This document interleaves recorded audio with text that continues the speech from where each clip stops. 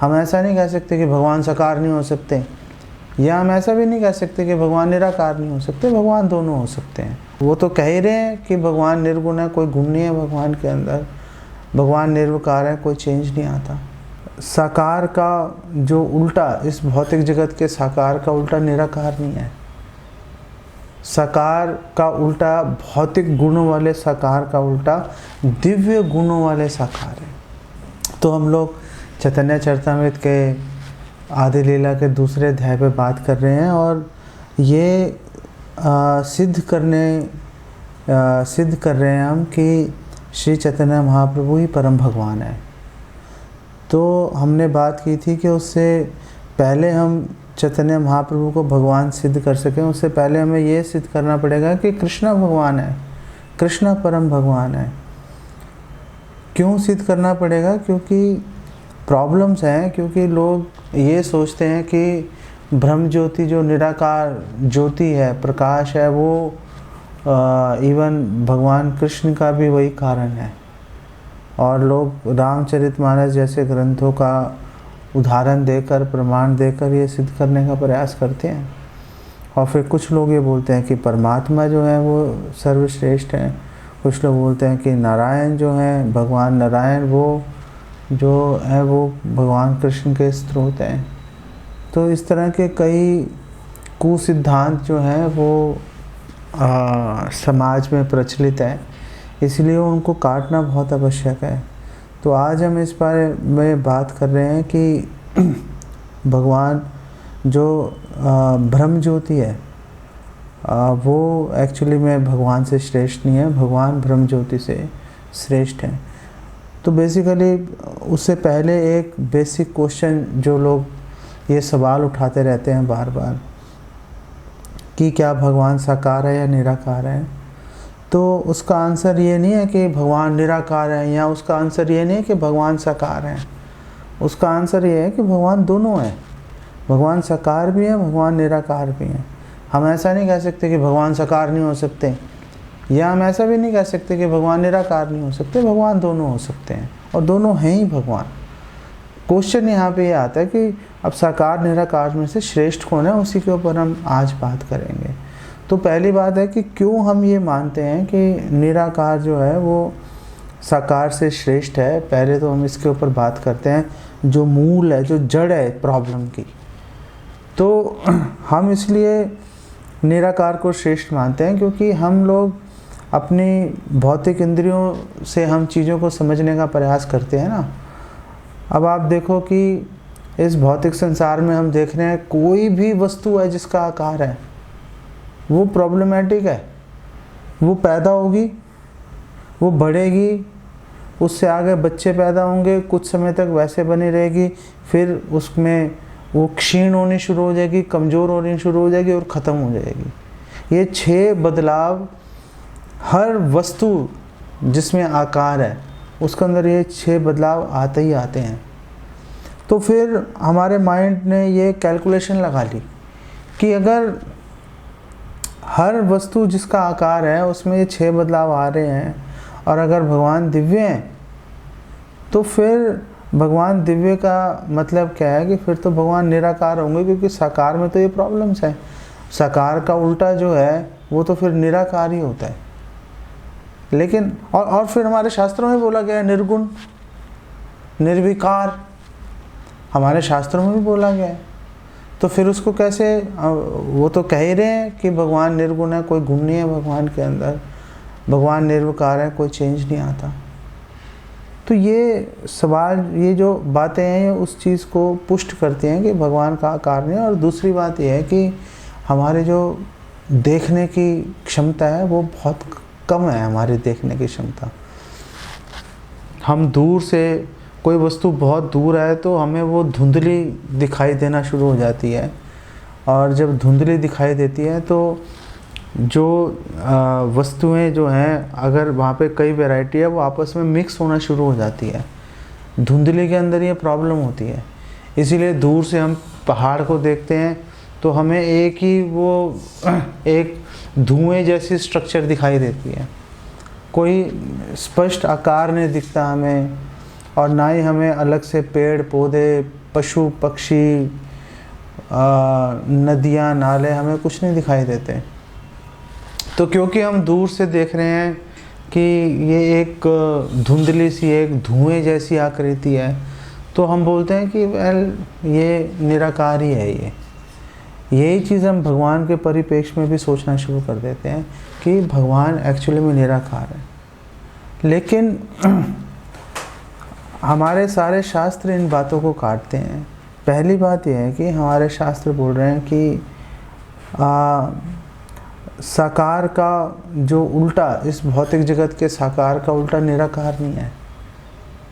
साकार का उल्टा, भौतिक गुणों वाले साकार का उल्टा दिव्य गुणों वाले साकार है।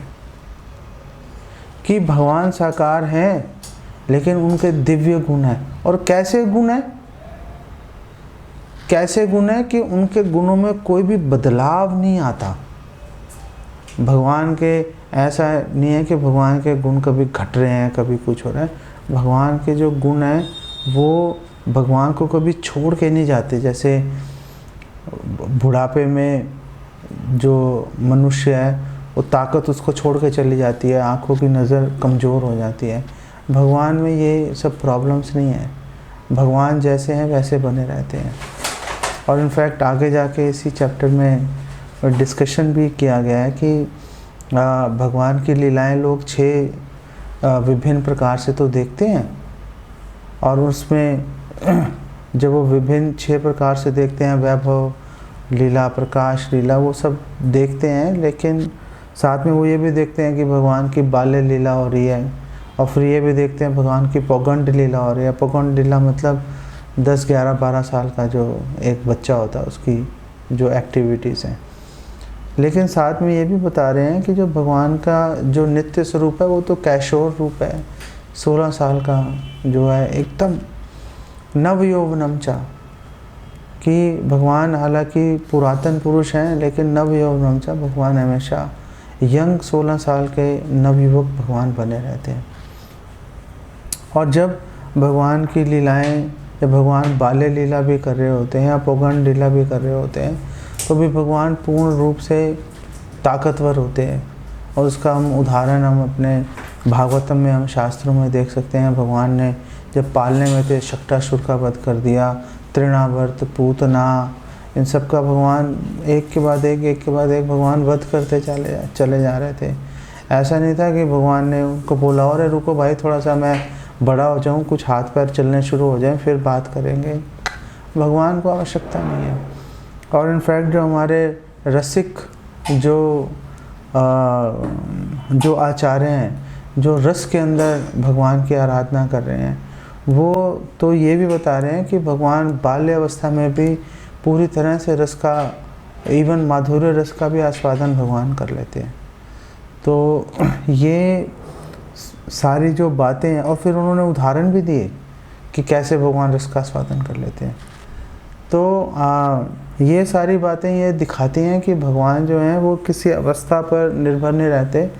भगवान तो जब निर्गुण की बात होती है, निर्गुण की बात ऐसा नहीं है कि गुणों की हीनता को दिखा रहा है। निर्गुणत्व जो है वो दिव्य गुणों की उपस्थिति को दिखा रहा है बेसिकली। जब निर्विकार की बात हो रही है तो ये बताते हैं कि भगवान के जो गुणों में है उनमें कोई बदलाव नहीं आता। तत्व की दृष्टि से, रस की दृष्टि से भगवान के गुणों में बदलाव आता है। क्या बदलाव आता है? बढ़ते रहते हैं, घटते नहीं है, बढ़ते रहते हैं। जैसे रूपा गोस्वामी एक्सप्लेन कर रहे हैं, और भी हमारे कई आचार्य एक्सप्लेन कर रहे हैं कि जितनी अधिक जो ब्रज की गोपियाँ हैं वो भगवान कृष्ण की जितनी अधिक सेवा करती हैं, भगवान कृष्ण की मधुरता और भी अधिक बढ़ती रहती है। पहले से ही असीमित है, पहले से ही असीमित है, फिर भी और अधिक और अधिक और अधिक बढ़ती जाती है। तो ये जो दो रीज़न है कि हम लोग सोचते हैं कि आकार का मतलब प्रॉब्लम है, या फिर हम क्योंकि हमारे दूर की दृष्टि कमज़ोर है तो हमें दूर की चीज़ें सारी मिक्स सी लगती हैं। हमें लगता है कि नहीं ये एक ही फिगर है। जबकि हम उसके पास जाएंगे तो हमें अलग अलग वैरायटी हमें दिखाई देना शुरू हो जाएगी। तो दोष भगवान में नहीं है, बेसिकली दोष हमारे इंद्रियों के अंदर है। इसीलिए तो हमारे शास्त्रों में कहा गया है, अतः श्री कृष्ण नामादि ना भवेद ग्राह्यम इंद्रिय, कि हम अपनी इंद्रियों से भगवान का रूप, भगवान का नाम, भगवान का तत्व हम ग्रहण नहीं कर सकते, हम पता नहीं लगा सकते। उसके लिए हमें कुछ प्रयास करना पड़ेगा, और प्रयास के बारे में भी फिर आगे बात की गई है। सेवन मुको ही जीवा दो। भगवान कृष्ण भगवद गीता में एक्सप्लेन भी कर रहे हैं कि क्लेशो अधिकतरस तेषाम अव्यक्त आसक्त चेतसाम, कि जो लोग अव्यक्त, जो लोग निराकार ब्रह्म के पीछे भाग रहे हैं, उनके लिए वो रास्ता बहुत ही कांटों भरा रास्ता है, मुश्किलें हैं उस रास्ते के अंदर। तो इस बात को कहने का क्या मतलब है कि भगवान बेसिकली डिस्करेज कर रहे हैं। भगवान ये समझाने का प्रयास कर रहे हैं कि अरे भाई मत जाओ वहाँ पर, आपको उस रास्ते पे जाने की कोई आवश्यकता नहीं है। और इनफैक्ट भगवद गीता के 14वें अध्याय में भगवान इसी बात को दूसरे तरीके से भी समझाने की कोशिश कर रहे हैं। और भगवान ये बोल रहे हैं कि देखो 14वें अध्याय के शुरू में भगवान ने बोला कि जो इस ज्ञान को समझ लेगा वो मम सा धर्म्यम आगता, कि वो मेरे ही धर्म को प्राप्त कर लेगा, मेरी क्वालिटीज़ को प्राप्त कर लेगा, मेरे संग को प्राप्त कर लेगा, जिसने ज्ञान प्राप्त कर लिया। तो अब जब भगवान ने ये बोल दिया कि मम सा धर्म्यम आगता, मेरी क्वालिटीज़ को प्राप्त कर लेगा, और फिर भगवान ने जाके 14वें अध्याय के जो सेकंड लास्ट श्लोक है, 26वां, टोटल 27 श्लोक हैं 14वें अध्याय में, तो 26वें श्लोक में भगवान ने बोला माम च यो अव्यभिचारेण भक्ति योगेन सेवते स गुणान समतीते त्यान ब्रह्म भूयाय कल्पते, कि जो मेरी अव्यभिचारेण, जो मेरी शुद्ध भक्ति में लगता है, वो व्यक्ति क्या है कि वो ब्रह्म भूयाय कल्पते, वो ब्रह्मन को प्राप्त कर लेता है, ब्रह्म ज्योति को वो अचीव कर लेता है, उसको मिल जाती है। तो यहाँ पर ये एक बहुत बड़ा क्वेश्चन खड़ा हो गया है यहाँ पर। इनफैक्ट ये क्वेश्चन श्रील विश्वनाथ चक्रवर्ती ठाकुर उठा रहे हैं सारार्थ वार्षिणी टीका में, और विश्वनाथ चक्रवर्ती ठाकुर बोल रहे हैं कि आखिर भगवान ने ये क्या बोल दिया कि हम भगवान की अव्यभिचारण भक्ति करेंगे, अव्यभिचारी भक्ति करेंगे, वो रुके नहीं रहे, पूरी जो प्रॉपर भक्ति है वो कर रहे हैं हम, और फिर वो भक्ति करने के बाद उठा के हमें जो है ब्रह्म ज्योति में हम विलीन हो जाएंगे, हमें ब्रह्म ज्योति मिलेगी। ये बात तो डाइजेस्ट नहीं हो रही, ये बात तो हमें क्लियर नहीं हो रही। हम मतलब ब्रह्म ज्योति तो उसको मिलती है ना जो कि ब्रह्म ज्योति के पीछे भाग रहा है। आखिर हमने भगवान के साकार रूप की आराधना की है, तो फिर तो हमें भगवान का साकार रूप प्राप्त होना चाहिए ना। फिर हम भगवान के निराकार रूप के पीछे क्यों, हमें क्यों मिलेगा भाई, हम तो चाहते ही नहीं है वो। तो विश्वनाथ चक्रवर्ती ठाकुर इसको फिर क्लैरिफाई करते हैं। वो बोल रहे हैं कि एक्चुअली भगवान ये नहीं कह रहे कि आप मेरी भक्ति करोगे तो आपको ब्रह्म ज्योति मिलेगी। भगवान कह रहे हैं कि अगर ब्रह्म ज्योति भी चाहिए तो भी मेरी भक्ति ही करनी पड़ेगी। अगर आपको ब्रह्म ज्योति चाहिए तो मुझे पूजो भाई, मेरी पूजा करोगे तो ब्रह्म ज्योति प्राप्त होगी। ब्रह्म भूयाय कल्पते, आपको ब्रह्म ज्योति चाहिए, माम च यो अव्यभिचारेण भक्ति योगेन सेवते, कि अगर आपको ब्रह्म ज्योति चाहिए तो भाई मेरी उपासना करो। अकेले ब्रह्म ज्योति के पीछे भागोगे नहीं मिलेगी, नहीं मिलेगी। और फिर भगवान ने इस बात को प्रूव करने के लिए 27वां श्लोक बोला कि ब्रह्मणो ही प्रतिष्ठा हम, कि ऐसा इसलिए है क्योंकि ब्रह्म ज्योति मुझ पर आश्रित है। जब तक मेरे पास नहीं आओगे ब्रह्म ज्योति तक कैसे पहुंच जाओगे? आप ब्रह्म ज्योति तक पहुंच ही नहीं पाओगे मेरी सहायता के बिना। तो अगर ब्रह्म ज्योति भी चाहिए तो आपको मेरे साकार रूप की आराधना, मेरी पूजा करनी पड़ेगी आपको। ये बात बहुत ही कमाल की बात है, और इस बात को हम परमात्मा के ऊपर भी लगा सकते हैं बहुत ही कन्वीनियंटली, कि अगर परमात्मा के पीछे भी जाना है, यही न्याय जो है हम वहाँ पर भी लगाएंगे, तो उससे भी यही निकल के आएगा कि अगर हमने अपने हृदय में स्थित परमात्मा के दर्शन करने हैं तो भी हमें भगवान कृष्ण की आराधना ही करनी पड़ेगी। उनकी आराधना करेंगे तो हम उनके अंश परमात्मा का दर्शन कर पाएंगे। बात खत्म हो गई। कैसे भगवान का जो साकार रूप है भगवान के निराकार रूप से श्रेष्ठ है, इसके बारे में हमें शास्त्रों में और भी अनेक प्रकार के उदाहरण मिलते हैं। जैसे ईशोपनिषद के मंत्र 15 है, उसके अंदर ये बताया गया है कि हिरण्मयेन पात्रेण सत्यस्य अपहितं मुखम तत्तम पूषण अपावृणु सत्य धर्माय दृष्ट है, कि हे पूषण, हे पालनहार, आप प्लीज़ ये जो हिरण्मयेन पात्रेण, ये जो सुरहना पर्दा है जिसको बेसिकली ब्रह्म ज्योति कहते हैं, आप प्लीज़ ये सुरहना पर्दा सत्यस्य अपहितं मुखम, इसने आपके सुंदर मुख को ढका हुआ है। तत् का मतलब है हिरण्मयेन पात्रेण, कि आप ये जो सुनहरा पर्दा है, तत्त्वम पूषण, हे पालनहार, मेरी भक्ति का पालन करने वाले, हे कृष्णा, तत्त्वम पूषण अपावृणु, इसको हटा लीजिए, नहीं चाहिए। अगर ब्रह्म ज्योति ही टॉप मोस्ट गोल होता तो आखिर एक भक्त क्यों बोलता कि इसको हटा लो जी। सर्वश्रेष्ठ चीज़ को हटाने के लिए भला कौन समझदार आदमी बोलेगा? तो कोई बोलेगा तो मूर्ख बोलेगा। लेकिन यहाँ तो उपनिषदों में ये उपनिषद का मंत्र है, मूर्ख तो कोई बोल नहीं रहा है इसको, बहुत ही रियलाइज सोर्स बोल रहे हैं। वो बोल रहे हैं कि आप इसको हटा दीजिए। तो भगवान ने बोला, भाई क्यों हटा दूँ? क्या पर्पज़ है तुम्हारा? तुम क्या चाहते हो इसको हटा दो? नहीं हटाता मैं, क्यों हटाऊँ? तो उन्होंने बोला, प्लीज़ हटा दीजिए हे पालनहार, क्योंकि आप हमारी भक्ति का पालन करने वाले हैं, और हमारी भक्ति की जो संतुष्टि है वो तो आपके कमल मुख का दर्शन करने से होगी, इसलिए हमारी रिक्वेस्ट है आप हटा लीजिए। सत्य धर्माय दृष्ट है, ताकि भक्त आपके सुंदर मुख का दर्शन कर सकें। ईशोपनिषद के इस 15वें मंत्र से एकदम क्लियर हो जाता है कि भगवान का जो साकार रूप है वो ब्रह्म ज्योति से बेसिकली श्रेष्ठ है।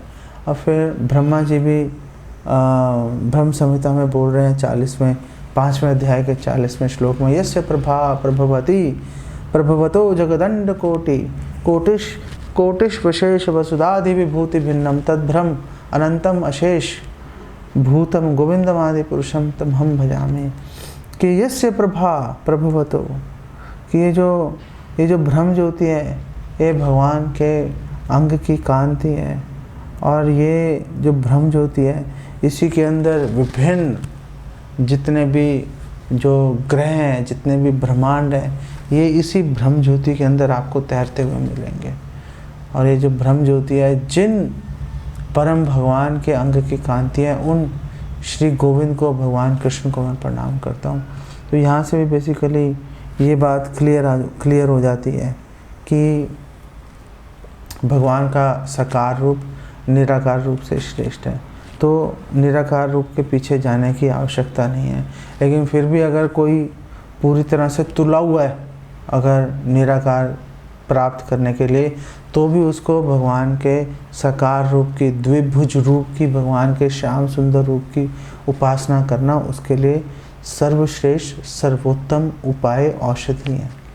फिर परमात्मा के बारे में बात करते हैं कि जो योगी हैं, जो ज्ञानी है, वो परमात्मा को, वो भगवान को अपने हृदय में देखना चाहते हैं। और जो हृदय में परमात्मा बैठे हैं वो बेसिकली क्षीरोदक्षाई विष्णु है। आपको पता ही है कि हमारे जो पुरुष अवतार हैं वो भी 3 तरह के हैं, कि एक तो महाविष्णु है, कारणोदक्षाई विष्णु, और उनके बाद जिनके शरीर के पोरों में से जो है सारे ब्रह्मांड निकलते हैं, और फिर उसके बाद गर्भोदक्षाई विष्णु आते हैं, जो कि हर एक ब्रह्मांड में प्रवेश करके उस ब्रह्मांड का पालन पोषण करते हैं। और फिर उसके बाद में क्षीरोदक्षाई विष्णु आते हैं, जो कि हर ब्रह्मांड के अंदर, हर जीव के अंदर हृदय में भगवान प्रवेश करते हैं।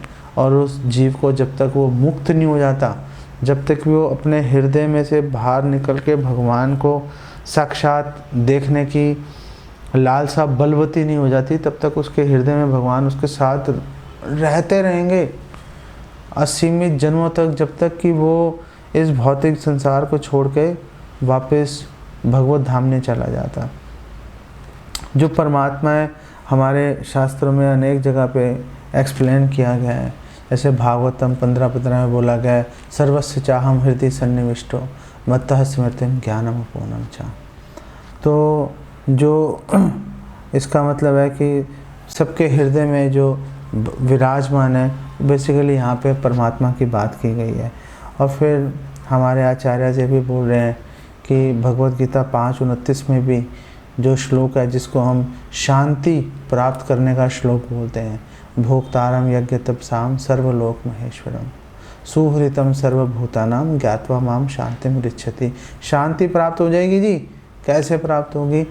ये जान के कि आपकी सारी गतिविधियाँ, जितने भी आपके एफर्ट्स हैं, उसके भोक्ता जो हैं वो भगवान है। तो यहाँ पर हमारे आचार्य बोल रहे हैं, ये भी भगवान के परमात्मा रूप का यहाँ पर वर्णन किया गया है। इसी तरह से भगवत गीता 15वें अध्याय के 13वें श्लोक में भी बोला गया है, गाम आवश्य च भूतानि धारयामि अहम ओजसा। कि गाम का मतलब है प्लैनेट्स, जो ग्रह हैं, और ग्रह और भूतानि जो लिविंग एंटिटीज हैं, जो जीव हैं, इनके अंदर मैं प्रवेश करके और मैं इनका जो है पालन पोषण करता हूँ। ये मेरी ओज की वजह से, मेरे तेज के कारण ये लोग अपने स्थान पर यथावत बने रहते हैं। और फिर ब्रह्म संहिता में 5:35 में भी बोला गया है, अंडांतरस्थ परमाणु चे अंतरस्थम गोविंदम आदि पुरुषम तमहम भजामि।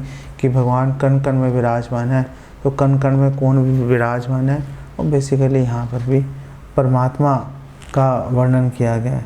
उसके बाद में भगवत गीता के 10वें अध्याय के 42वें श्लोक में भी भगवान के परमात्मा रूप का वर्णन किया गया। अथवा बहुनेतेन किम ज्ञातेन तवार्जुना विष्टभ्याहम इदम कृष्णम एकांशेन स्थितो जगत।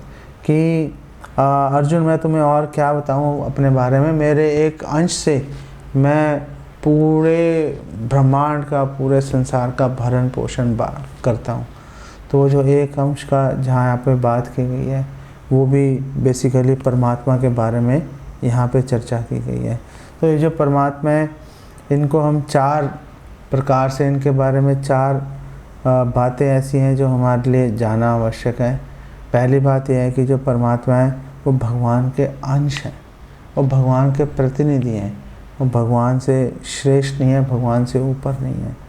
जैसे दूसरे हम इसको एक उदाहरण से समझ सकते हैं कि जैसे सूरज है, वो अनेक मणियों के अंदर सूर्य का प्रकाश उस मणि की क्षमता के अनुसार जो है जगमग करता है।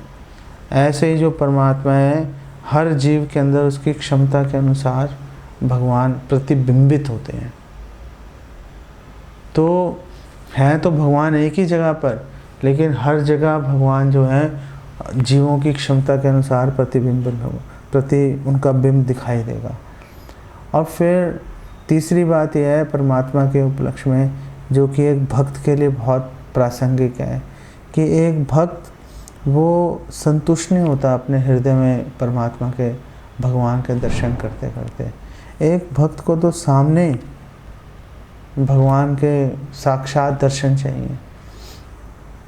इनफैक्ट हम जयपुर में थे तो वहाँ पर भक्त ने ये भी क्वेश्चन पूछा, और बहुत ही अच्छा क्वेश्चन था कि आखिर जब श्रील प्रभुपाद बोल रहे हैं कि डेटी वर्शिप इज़ फॉर न्यूफाइट्स, और जो कनिष्ठ भक्त होते हैं वो ही डेटी वर्शिप करते हैं, लेकिन जो हमारे आचार्य हैं, हमारे आचार्य भी डेटी वर्शिप कर रहे थे, वो भगवान के विग्रहों की सेवा कर रहे थे। तो फिर ये क्या चल रहा है?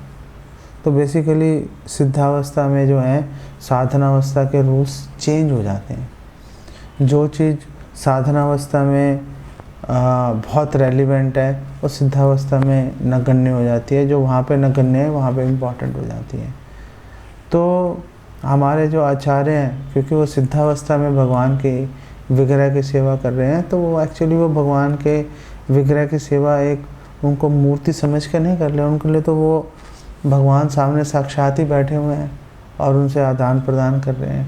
और उसके हमारे पास अनेक उदाहरण हैं, जैसे राधा दामोदर जी के जो विग्रह हैं, वो तो जीवा गोस्वामी को वंशी वादन करके सुनाया करते थे, खेलते थे।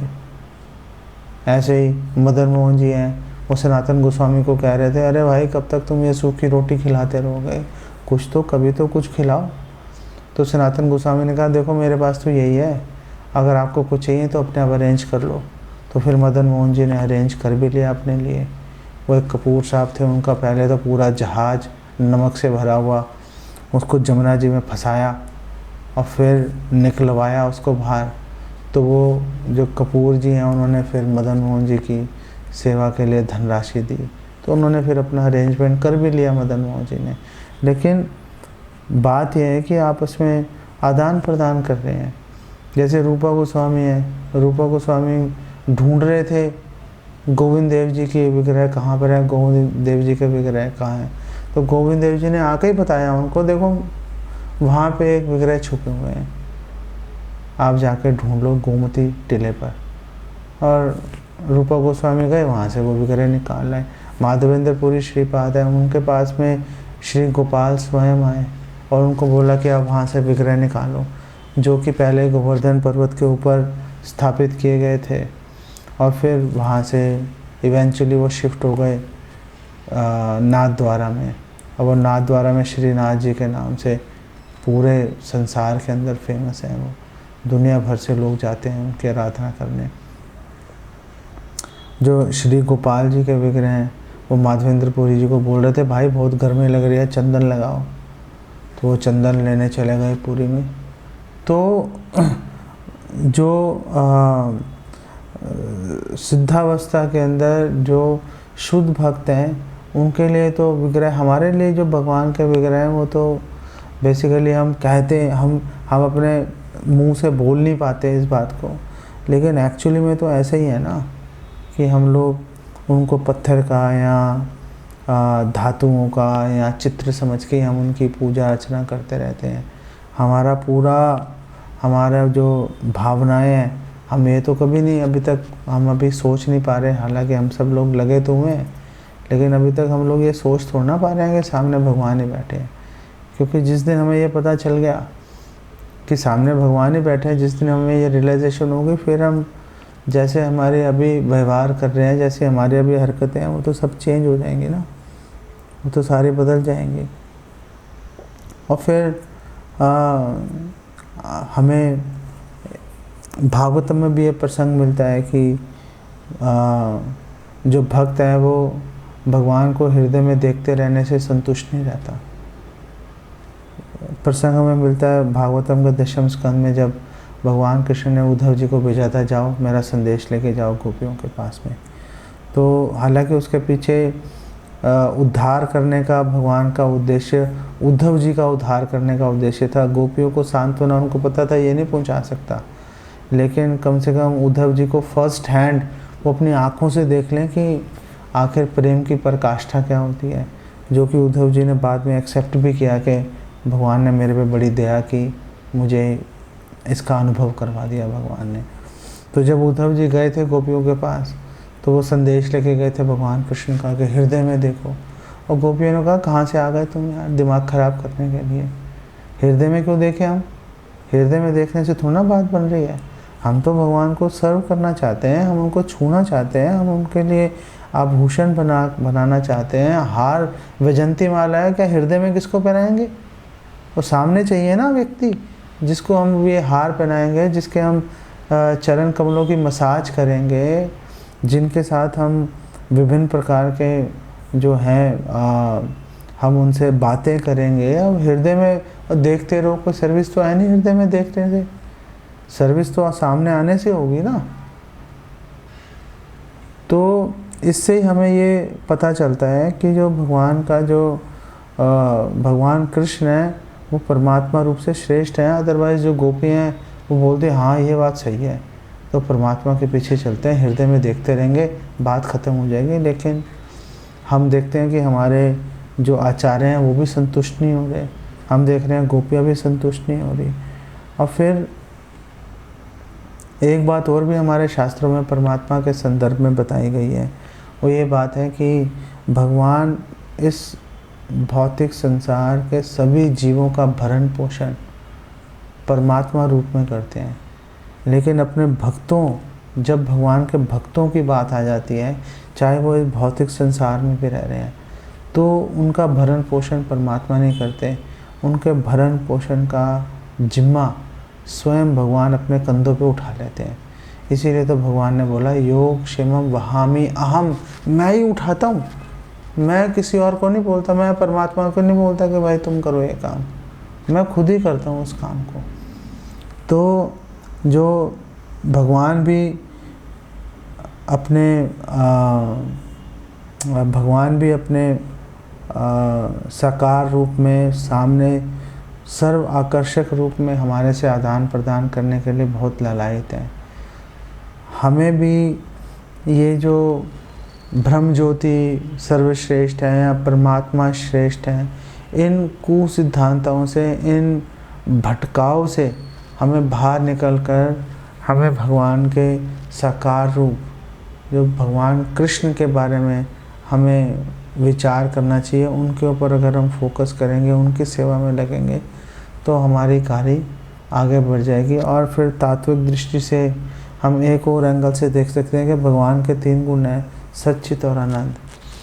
तो जब हम सत की बात करते हैं वो बेसिकली ब्रह्म ज्योति है। जब हम सत प्लस चित की बात करते हैं तो वो परमात्मा है। जब हम सत प्लस चित प्लस आनंद की बात करते हैं, तीनों कंपोनेंट्स जब आ जाएंगे, तीनों कारक जब आ जाएंगे, तो वो बेसिकली भगवान का रूप आ जाएगा। इसका मतलब जो भगवान का अपना साकार रूप है, जो भगवान कृष्ण का अपना स्वरूप है, उसमें ब्रह्म ज्योति भी शामिल है और उसमें भगवान का जो परमात्मा अंश है वो भी उसके अंदर शामिल है। तो यहाँ पे हमने ये बात कर ली, यहाँ तक हमने ये सिद्ध कर लिया कि परम भगवान जो हैं, कृष्णा जो हैं, वो ब्रह्म ज्योति और परमात्मा से श्रेष्ठ हैं। अब हम अगले जो हफ्ते हम लोग बात करेंगे कि किस प्रकार चैतन्य महाप्रभु जो हैं वो भगवान कृष्ण से अभिन्न है। जब हमने ये सिद्ध कर दिया कि चैतन्य महाप्रभु भगवान कृष्ण से अभिन्न है, तो फिर जो स्टेटस, जो स्थिति भगवान कृष्ण की है, वही स्थिति चैतन्य महाप्रभु की भी हमें स्वीकार करनी पड़ेगी। मतलब चैतन्य महाप्रभु ही परम भगवान है। और फिर हम 1-2 और उदाहरण देखेंगे जो हमारे जो कृष्णदास कविराज गोस्वामी 2nd चैप्टर में कोट कर रहे हैं, और फिर हम उसको वहाँ पर 2nd चैप्टर होपफुली हमारा कंप्लीट हो जाएगा। जी, मेरा एक जिज्ञासा है कि जनरली जो भगवान के को निराकार जो स्वरूप को श्रेष्ठ मानते हैं, वो अद्वैतवाद को भी मानते हैं कि भी मैं भी ब्रह्म हूँ और भगवान भी सेम है। तो वो मतलब निराकारवाद से जो है वो अद्वैतवाद को भी कैसे मानेंगे? हाँ, तो हमने अभी इसी के बारे में चर्चा किया था ना, जब हम ब्रह्म ज्योति की बात कर रहे थे, तो हमने जो 2nd पॉइंट हमने डिस्कस किया था कि हमारी नज़र कमज़ोर है। नज़र कमज़ोर का मतलब है कि हमें ठीक से दिखाई नहीं देता ना, तो हमें लगता है कि हालांकि वैरायटी है, लेकिन जैसे एक पर्वत है, हालांकि उसमें पेड़ पौधे, झाड़ियाँ, घास, जीव जंतु, नदी नाले सब हैं, लेकिन दूर से हमें देखते हैं तो हमें एक धुआं सा दिखाई देता है। तो हम सोचते हैं कि ये जो है बेसिकली निराकार है, अद्वैतवाद है बेसिकली ये, क्योंकि इसमें कोई वैरायटी नहीं है, कोई द्वैत ही नहीं है इसके अंदर। तो ये हमारे नज़र की कमज़ोरी की वजह से है, हमारे आचार्य आज इसको एक्सप्लेन कर रहे हैं। तो जब हम समीप जाएंगे, जब हमारी दृष्टि में हम प्रॉपर हमारी रेंज में आ जाएगी जब वो चीज़, तो फिर हम ये देख लेंगे कि यहाँ तो पूरी वैरायटी है। जो हमें दूर से वो कालापन एक धब्बा सा दिखाई दे रहा था, यहाँ तो बहुत सारे पेड़ हैं, फल फूल लगे हुए हैं और दुनिया भर के अलग अलग कलर्स के फल फूल हैं, अलग डिफरेंट पक्षी, जानवर इत्यादि सब यहाँ पर आराम से अपना घूम फिर रहे हैं। तो हमें फिर वो वैरायटी दिखना शुरू हो जाएगी। तो ऐसे ही जैसे जैसे हम भगवान के समीप जाते जाएंगे, वैसे वैसे हमें क्लैरिटी आ जाएगी कि विविधता है। अभी तो हमारे लिए ये थ्योरेटिकल नॉलेज है, विविधता, कि जो भगवान का धाम है वो विभिन्न प्रकार के लोगों से, विभिन्न प्रकार के स्वभावों से युक्त है। लेकिन जैसे जैसे हम साधना के द्वारा हमारी अनर्थ निवृत्ति होगी तो हमें ये रियलाइजेशंस आनी शुरू हो जाएंगी। ये रियलाइजेशंस के लिए ये अद्वैतवाद से बाहर निकलकर वैरायटी में जाने के लिए गुरु के प्रति निष्ठा का बहुत महत्व है। जब हम गुरु के प्रति निष्ठा लेके आएंगे, जब हम हमारे दीक्षा गुरु के प्रति, शिक्षा गुरु के प्रति, श्रील प्रभुपाद जो हमारे शिक्षा गुरु हैं, हमारे सभी पूर्ववर्ती आचार्य जो हैं, उनकी जो ग्रंथ हैं, उनके अंदर जो उन्होंने भगवान के धाम के बारे में जो इन्फॉर्मेशन दे रखी है, जब हम उसके बारे में उसको फेथफुली इस विश्वास के साथ पढ़ेंगे कि वो रियलाइज नॉलेज है और भगवान की कृपा से, भक्तों की कृपा से हम भी इस नॉलेज को, इस ज्ञान को कभी विज्ञान में बदल लेंगे हम लोग। तो फिर जब हम इस रास्ते में रुचि से आगे बढ़ेंगे तो फिर रियलाइजेशंस धीरे धीरे आ जाएंगे हमें। तब तक तो अद्वैत की तरफ ही मन भागता रहता है। ठीक है।